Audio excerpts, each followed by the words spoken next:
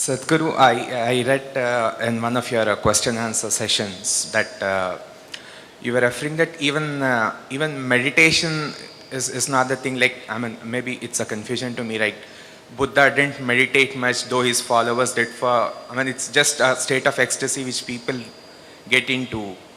Uh, is it that? Uh, like, of course, I meditate and get the feeling of bliss and ecstasy, and it remains throughout the day. Is that enough for a spiritual journey? I'm a bit confused. It's enough incentive. It's only an incentive. Ecstasy is only an incentive. If it's painful, would you do it? No. So you feel blissful and ecstatic, that's only an incentive, that's not the goal. So Buddha was ecstatic? No, Buddha was never ecstatic. Did you ever see him dancing? He just sat like this. That's different. If I ask you to sit like that, would you sit? No. You need some incentive. So, just creating that sweetness in the system is an incentive. And above all, if you are feeling ecstatic within yourself, you become a better human being, isn't it? Aren't you? When you're very happy, aren't you a wonderful human being? Only when you're unhappy, you're a nasty human being, isn't it? Isn't it so? When you're happy, you're a wonderful human being, everybody is, isn't it? So keeping you ecstatic, a dose of ecstasy in the morning, the world is feeling better out. If everybody in Hyderabad started off in an ecstatic way in the morning, Hyderabad would be a wonderful place, isn't it?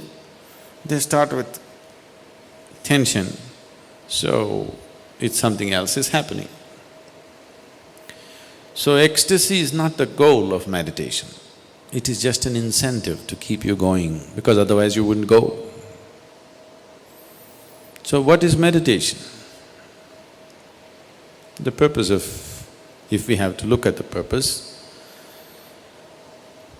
if you sit in meditation, slowly it will become like this, your body is here, your mind is out there, what is you is somewhere else.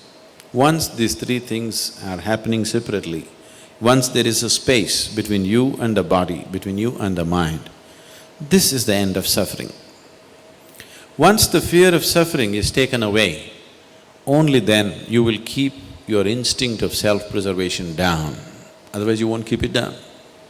As long as the fear of suffering is there, you will not keep the instinct of self-preservation down. The only reason why you are naturally not spiritual is because you have empowered your instinct of self-preservation too much. All the time it is trying to make you like a bubble in the world, separate bubble, not willing to mix with anything. So unless you keep your instinct of self-preservation down, you will not become spiritual in any way. You will not know life as one happening.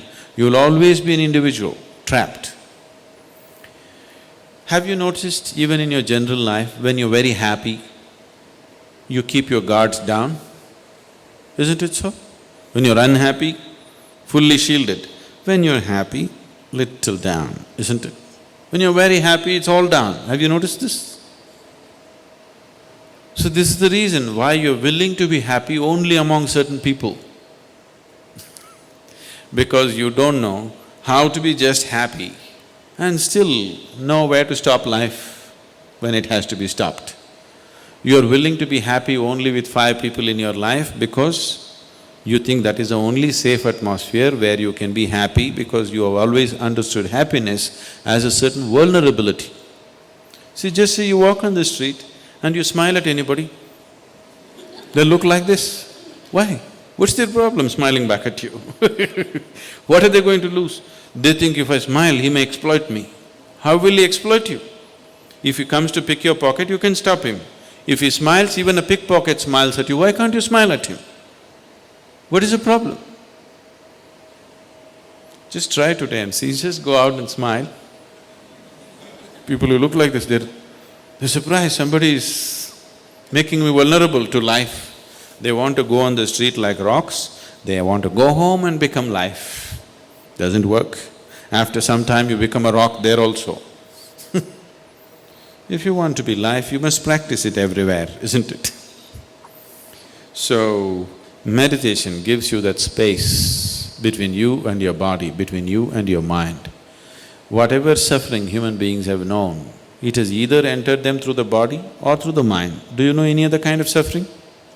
There are only two kinds of suffering, isn't it?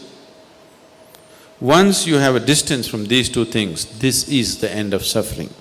Once the fear of suffering is taken away, only then you are willing to venture into other dimensions of life. Otherwise, no matter what I tell you, you are only looking for safety.